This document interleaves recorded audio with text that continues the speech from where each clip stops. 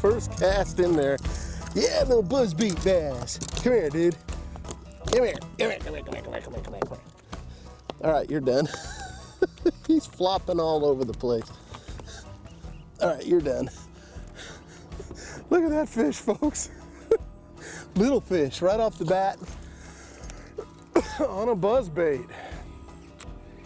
We're here at Roosevelt Lake this morning, having some fun, trying to figure out what these fish are doing. One of the things I love to throw and cover some water with first thing in the morning is a topwater bait. And right now I'm throwing that buzzbait. See if we can't get a couple of nice bites in here. We're here in the summertime, going into fall. The water temperature is pretty warm, 91 to be exact, which means you got a couple of different options here. The fish are either going to be up there feeding because they got to eat with all that heat in the water that there is, makes them eat more. Their metabolism speeds up, so they have to eat more. But what I like to do is try to find some fish, see if they're in the shallows. If they're not, then we'll move out deeper. I'm throwing the Persuader buzzbait with the little clacker in it. And what I love about this clacker, let me show it to you, is, you know, first and foremost, when we first launched the boat this morning, we saw a lot of little bluegill up shallow by the dock. So I went to my black buzzbait with a little chartreuse grub trailer. But look at that little clacker right there. See that copper clacker? It's a little tiny blade, and when this blade hits, it flashes. So I'm not only getting the buzz off the buzzbait, but I'm getting a little flash as well. So that works out pretty good. And you can see how the head's designed on this Persuader bait. It glides through the water really nice. You don't feel a big pull on it. You get to use all that blade action there and catch those fish. They can flat hear the noise on this thing. And when you're dealing with a little bit dingier water, and it seems like some of the areas we're going back to have a little bit of dingy water to them. Now we caught that fish off a point, so we'll have to play around in here and see what we got. We're in 11 foot of water. But I'm gonna try to come by every little bush I can, because they're gonna use that as an ambush area where they hide in that bush. So we'll cover a little bit of water, see if we can't get bit again. That was a smaller fish, but at least we know we can catch a buzzbait fish.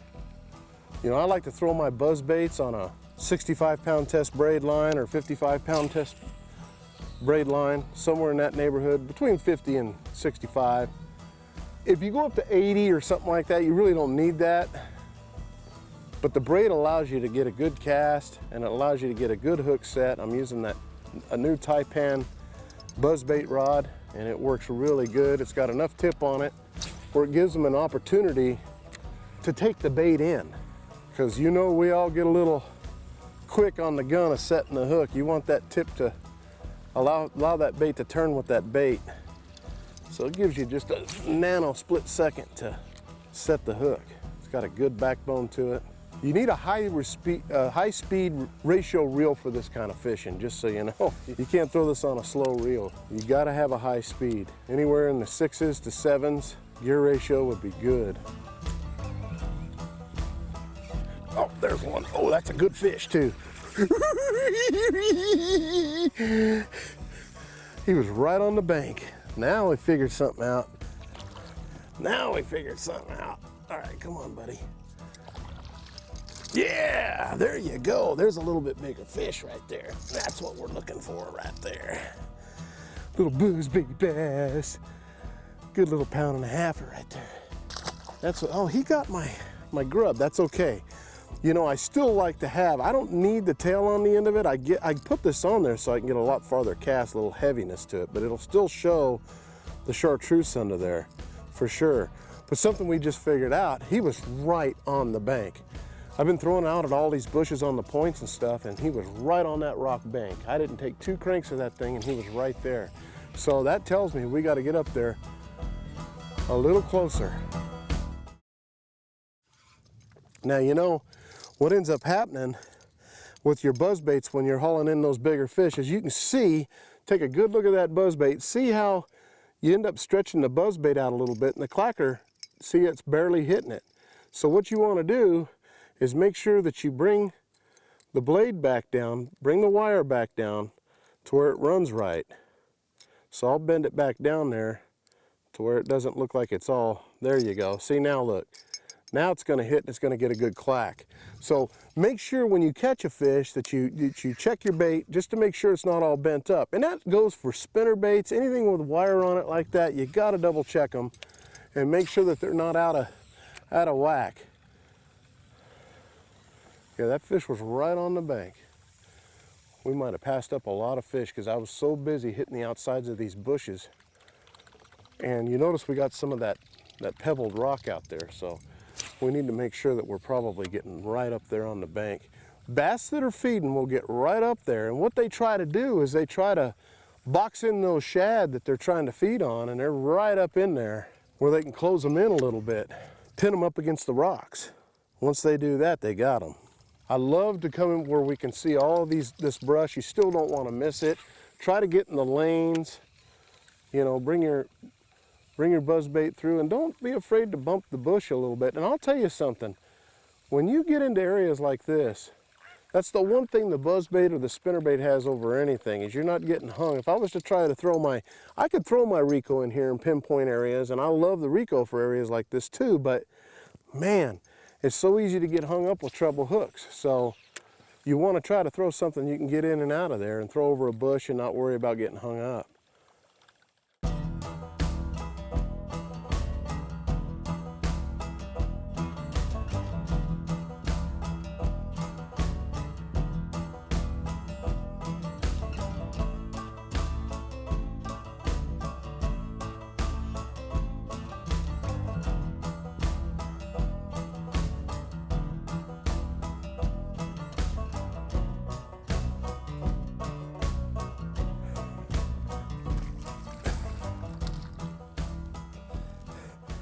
That'd be a little keeper bass here. Just a little one. No, there you go. There you go, buddy. I'm throwing this little swim bait alongside the tires right now, and I'm waking it across the top of the water just to see if some of these bigger fish might come up out of these tires and come after this bait. And there's a lot of little ones in here, but sometimes you got to weed through them to get some of the bigger ones to bite. I mean, that was a keeper, so just throwing these along there, you might get the right bite. It's always worth a chance anyway. Ooh, I got him. He went right after that as soon as I stopped it. That was funny. Yeah, these fish aren't too bad. They're not big, but fun fish. You could sure have a lot of fun throwing this bait. I'm gonna have to put another one on real quick. You know, to rig this, I rig it a little bit differently than a lot of guys. A lot of guys will use a hook that's got a little weight on it. I don't like to show the weight. I like to look at it as natural as possible. But what I will do is take a little piece of the lead nail weights. I'll cut a piece of it off, and I'll just shove it right through the head, right below the chin there. And that allows it to sink a little bit so you can kind of reel it a little bit faster. Now that's in there, you can't even tell it's in there. And that's what gives me my weight.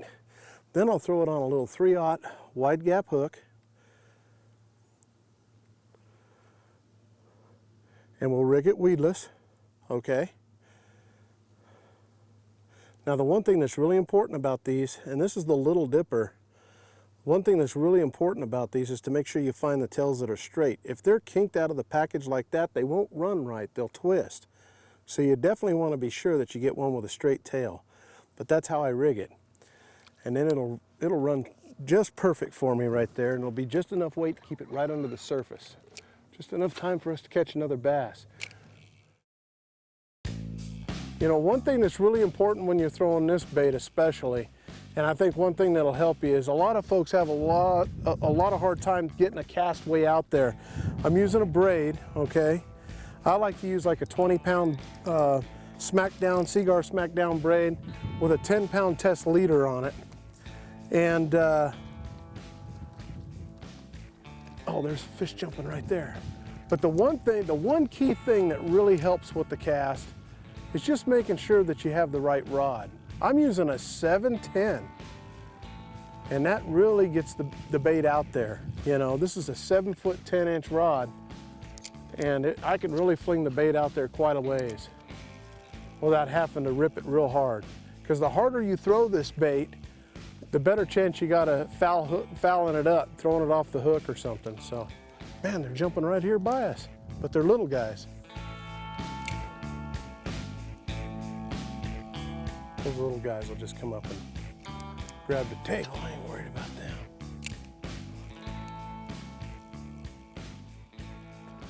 Oh, there's a good one. I told you we'd finally get a good one out of there. Look at that fish, folks. He swamp doggied that one. That was, woo. Oh. There you go. Nice fish. Ooh, I barely got him hooked in the hook point there. Okay, come on. I got him. A lot better fish right there. Look at how he's gorging on them shad out there. They're just gorging on them. His belly don't even look right. Look at that. Look at how thick his belly is. See you, buddy. That is fun, and that's why you throw these. You're gonna get a lot of those little ones hitting it, but man, I'll tell you what, this can be a lot of fun just going back and forth on these tires. Look at them busting up in front of us way up there. Well, we've been up and down this area for a little bit, and these fish are moving in and out, and there's some jumping there, little guys. But I'm gonna go try to find some bigger fish. These are a lot of fun to throw at, but sometimes when those bigger fish aren't up, they're just not up. You catch a bunch of those little fish. So what I'll do is I'll move on. We came to this area, we fished it pretty good, and so I'm gonna try to find some other areas right now and maybe a different technique that we can catch fish on, but that's just part of fishing. You know, you're going throughout the day, you're hitting certain areas, and you just hope you can find them, you know? And when you see them blowing up, like we saw them blowing up when we came in here, you gotta fish that. You just never know. Caught a few decent fish, just nothing big. Nothing big. That's okay.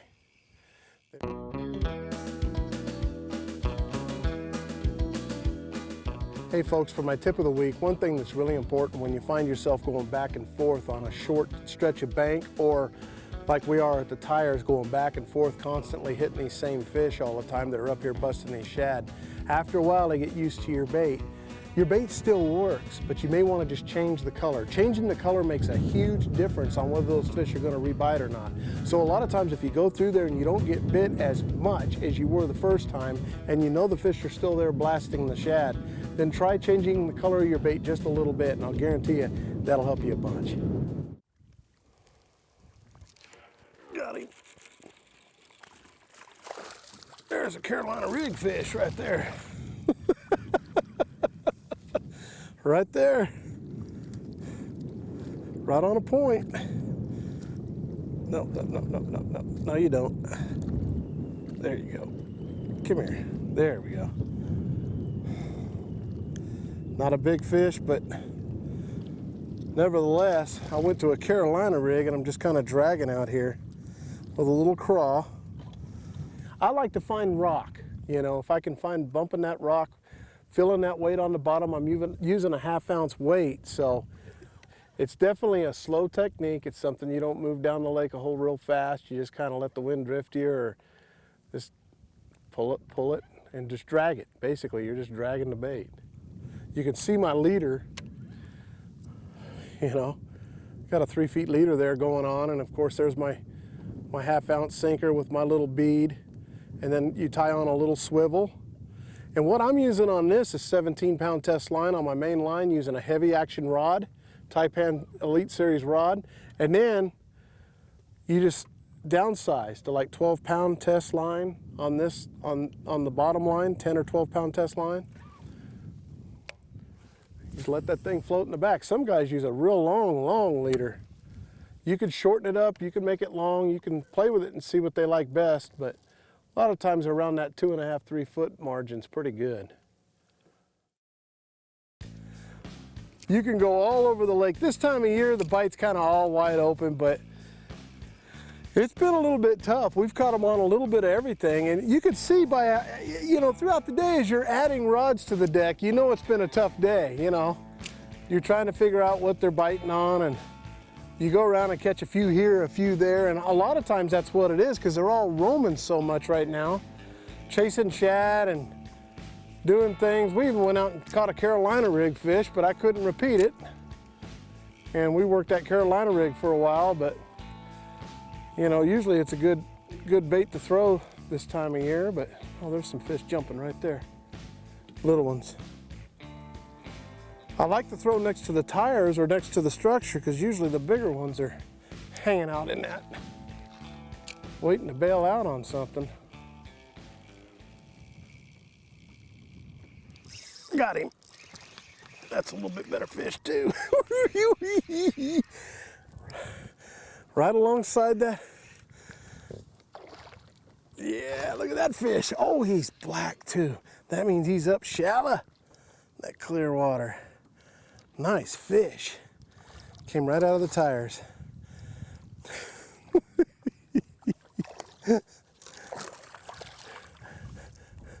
Look at that fish. He's almost got smallmouth markings. You almost got smallmouth markings. He's so dark. Come on. Ah, there we go. Nice fish.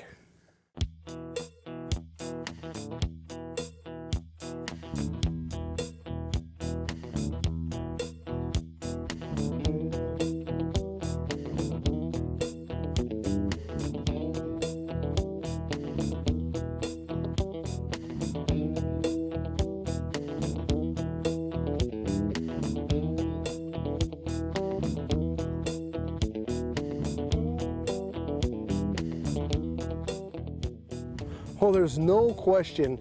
There's a reason why they call it the dog days of summer. But we still found a way to catch fish today. Well, we caught fish on a little bit of everything. And one thing you'll learn about doing any kind of fishing, especially during the summer when these fish are all over the place like this, is you find yourself bringing another rod out of the rod locker, another rod. Before you know it, you got 10 or 12 rods on the deck and you're throwing every one of them. And that's the way this kind of fishing is. But you still find a way to catch fish, and that's what we did today. We didn't catch anything big, but we sure had a lot of fun anyways. We'll get them next time for sure. Thanks for joining us on the show. We'll see you next week. I'm Johnny Johnson. Now, see, that's what I'm talking about, folks.